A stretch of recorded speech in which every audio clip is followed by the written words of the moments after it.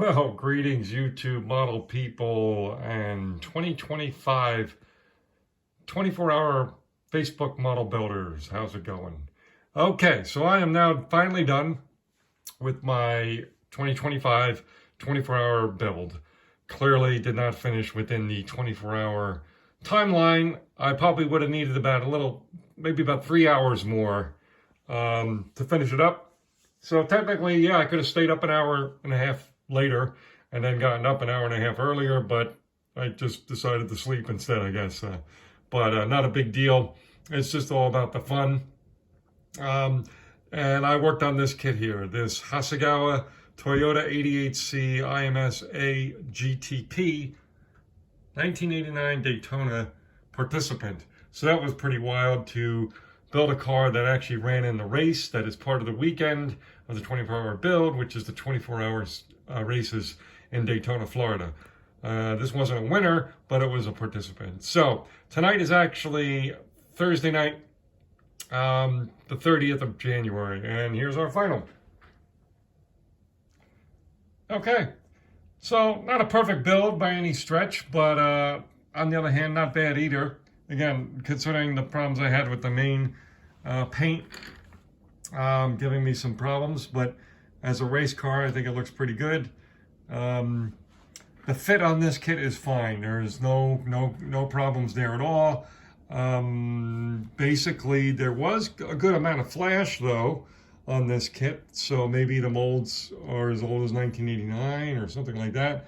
But here's the back here. I'm not sure why it would be so flashy, being a Hasegawa. Typically they're not.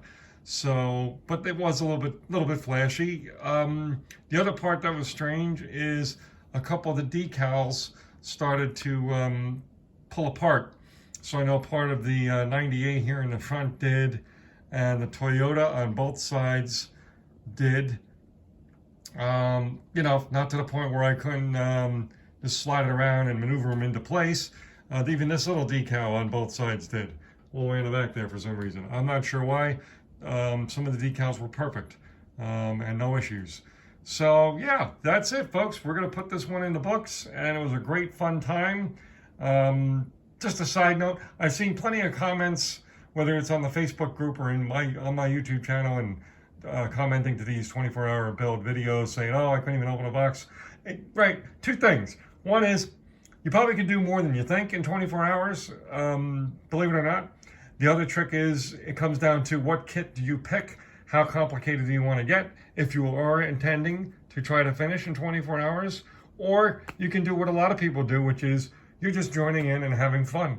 And that's really what the 24-hour build was about, right? Some people barely got halfway done or a third of the way done, but they had a great time. And that was really the key of it, a big community activity.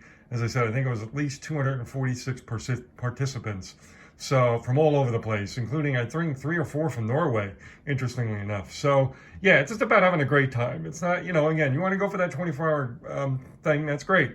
That's definitely a fun challenge, but you have to just plan ahead of time your time to do it. And of course you have to pick a kit and a scope of the project and deal with the fact that this is not going to probably be your ultimate build that you've ever done. It's going to be something that was built within 24 hours. So that's it, folks. We just wanted to end on that little kind of side note just to let you know. All right, so take it easy. Cheers.